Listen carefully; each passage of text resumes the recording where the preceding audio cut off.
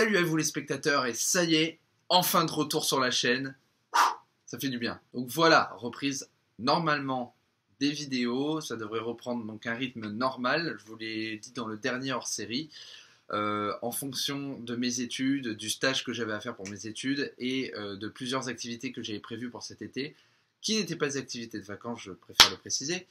J'ai eu beaucoup de choses qui se sont enchaînées et donc la chaîne a forcément eu moins de vidéos pendant un certain moment. Ça fait, je crois, pratiquement 2 mois que j'ai pas posté de vidéo.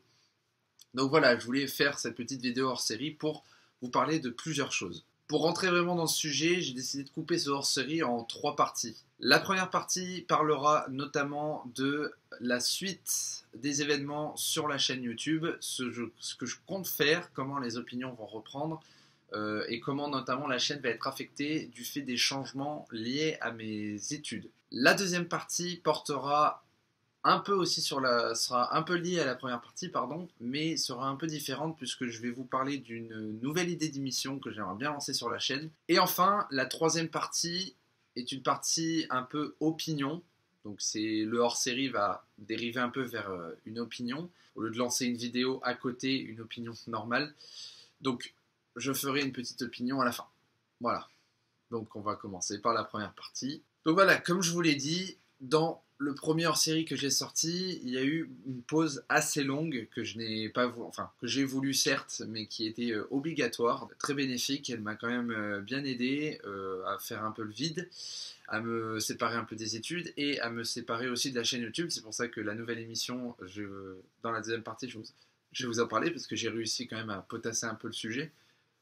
Mais voilà, des activités qui m'ont quand même pris beaucoup de temps et qui ne m'ont pas permis de faire ce que je voulais faire. Donc, comme je vous l'avais dit dans la première série, les actus ciné sont stoppés depuis le mois de mai, si je me souviens bien, ou le mois d'avril.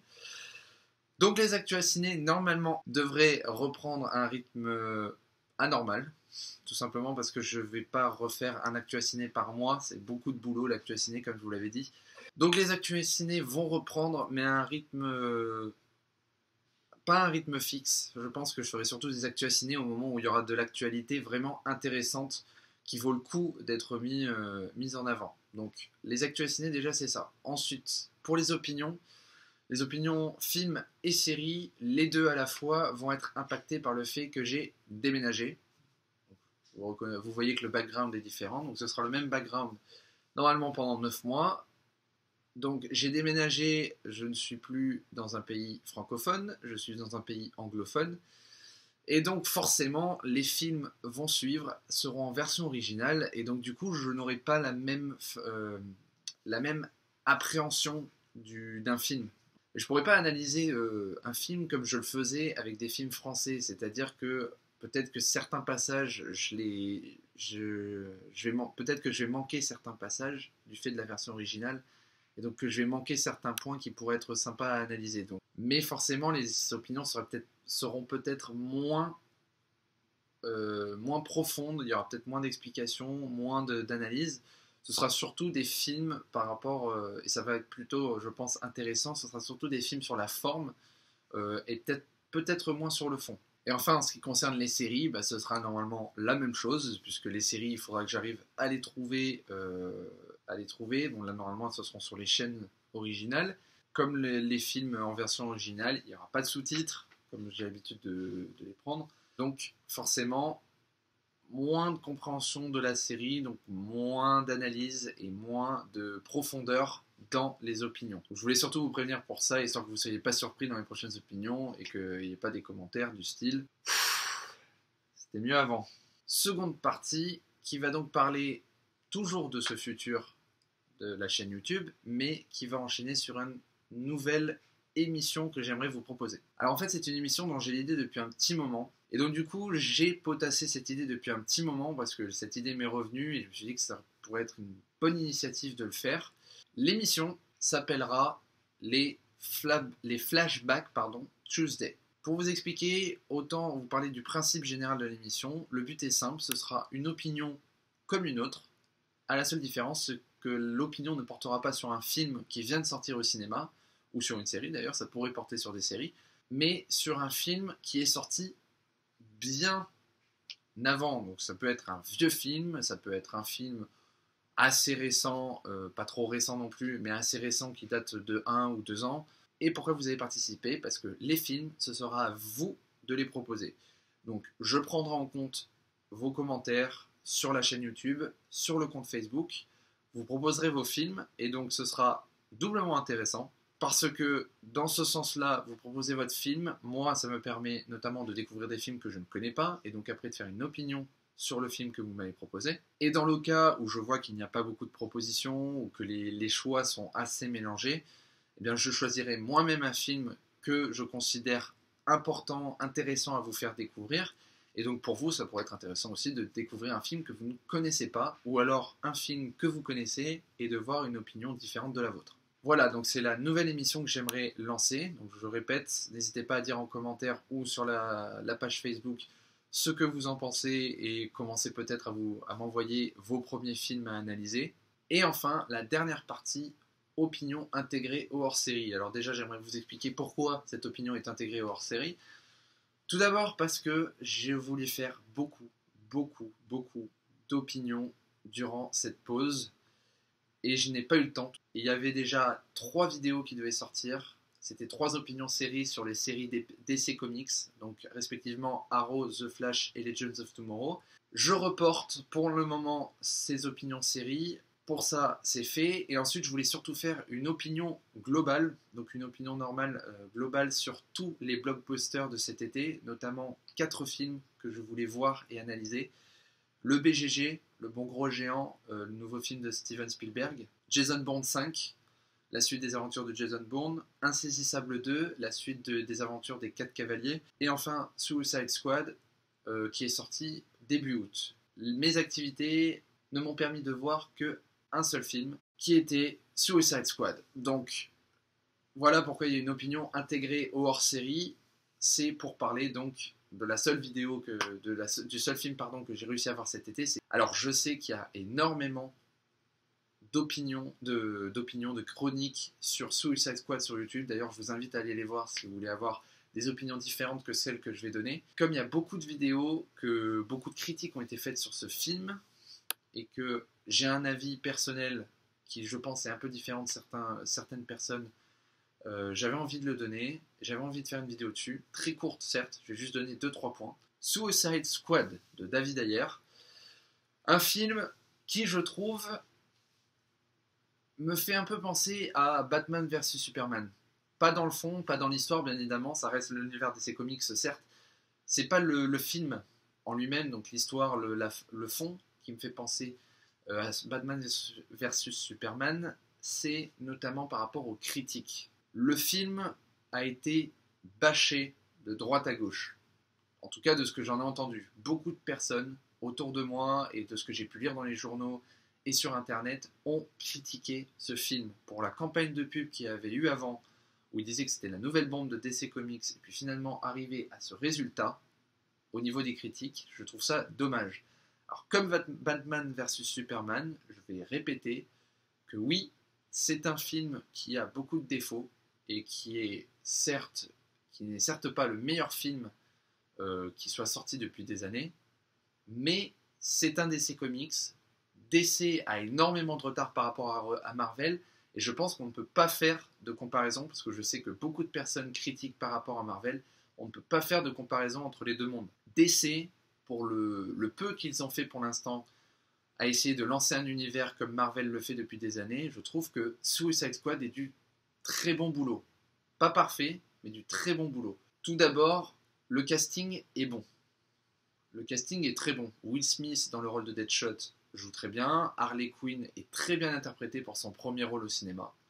Donc déjà c'est le premier point positif que je voulais aborder. Comme je vous ai dit que ça ne va pas être très en profondeur cette opinion. Ensuite, deuxième point, je ne sais pas s'il est positif ou négatif, vous jugerez par vous-même, que j'ai remarqué par rapport à Suicide Squad, c'est la réaction que j'ai eue en sortant du film. J'ai eu une réaction assez surprenante.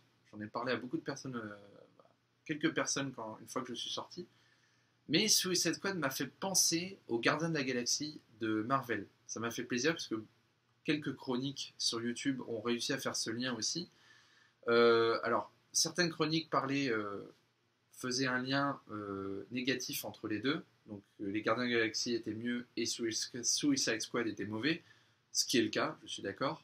Peut-être pas que Suicide Squad est mauvais, mais les Gardiens de la Galaxie est un film bien mieux mené que Suicide Squad. Bah, déjà du fait que les personnages principaux ne sont pas forcément des héros, mais avant tout des personnages un peu hors la loi. Mais c'est surtout par rapport aux musiques. La bande originale est mise beaucoup sur des musiques connues ou des musiques qui ont été créées pour le film. Et donc du coup ça m'a beaucoup fait penser aux Gardiens de la Galaxie de voir Suicide Squad, et pour moi ça a apporté quand même un peu plus de punch au film, ça m'a vraiment donné envie de le regarder. Même si le film n'était pas à la hauteur des Gardiens de la Galaxie, ça m'a quand même amené à aimer un peu plus le film, du fait de vouloir un peu rentrer dans la même logique que les Gardiens de la Galaxie et Marvel. Et enfin, dernier point que j'aimerais aborder, voilà, vous voyez que c'est vraiment court. Dernier point que j'aimerais aborder par rapport à Suicide Squad, je pense que c'est un point important, en tout cas pour moi, parce que c'est un de mes personnages préférés, c'est la performance de Jared Leto en Joker. Et là, par contre, j'ai eu mal. Alors, je sais que beaucoup de personnes ont salué la performance de Jared Leto en tant que Joker. Je sais que depuis quelques semaines, la performance est critiquée, non pas par rapport à ce qu'a fait Jared Leto, mais dans le sens où les réalisateurs et les producteurs ont fait un choix très mauvais qui était d'écarter énormément le Joker durant le film, au point de se demander pourquoi le Joker était dans ce film, puisque finalement il n'a pas énormément d'utilité. En soi, la performance est bonne. Je n'ai rien à dire. Jared Leto joue très bien. D'ailleurs, ça revient sur les campagnes de promotion qu'ont fait les producteurs pendant toute la durée du tournage, comme quoi Jared Leto s'était vraiment incarné dans la peau du Joker. La performance était bonne donc, mais il y a quand même quelques problèmes en fait avec ce Joker. Donc, je ne vais pas faire l'erreur qui était téléphonée en voyant un nouveau Joker, c'est de comparer par rapport à Heath Ledger. On ne peut pas comparer les Jokers entre eux, puisque ce sont forcément des performances différentes. Ça dépend du réalisateur, du producteur, du film.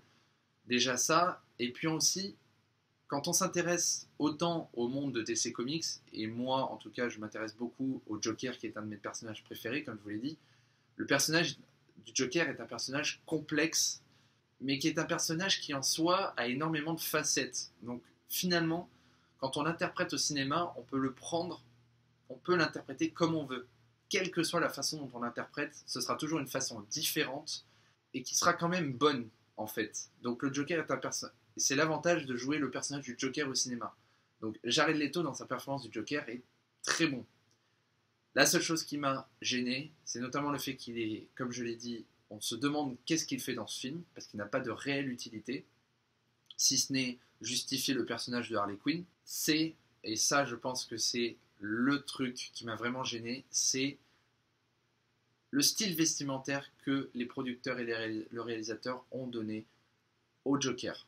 Le Joker de Jared Leto a une allure de mafieux. Pour conclure cette opinion et ce hors-série, Suicide Squad, vous devez le voir, c'est un bon film quand même, quoi qu'on puisse en dire, vous pourrez faire votre propre opinion déjà, mais c'est un bon film selon moi. Il faut passer outre les petits défauts de DC Comics qui essaie de lancer son univers, ne pas comparer avec Marvel parce que pour moi c'est important, éviter les critiques un peu trop faciles sur les films et essayer d'aller voir aussi, non pas le film en soi, mais essayer d'aller voir aussi les raisons pour lesquelles ce film a des défauts. Et enfin, dernier point, donc pour conclure cette hors-série, je suis enfin de retour. J'espère que mes explications vous conviendront. J'espère que la nouvelle émission va vous plaire, que vous allez pouvoir... que vous avez plein d'idées à me proposer pour les films. J'espère que ça va balancer. Sinon, je vous assure que moi, j'ai déjà plein d'idées de films à vous présenter.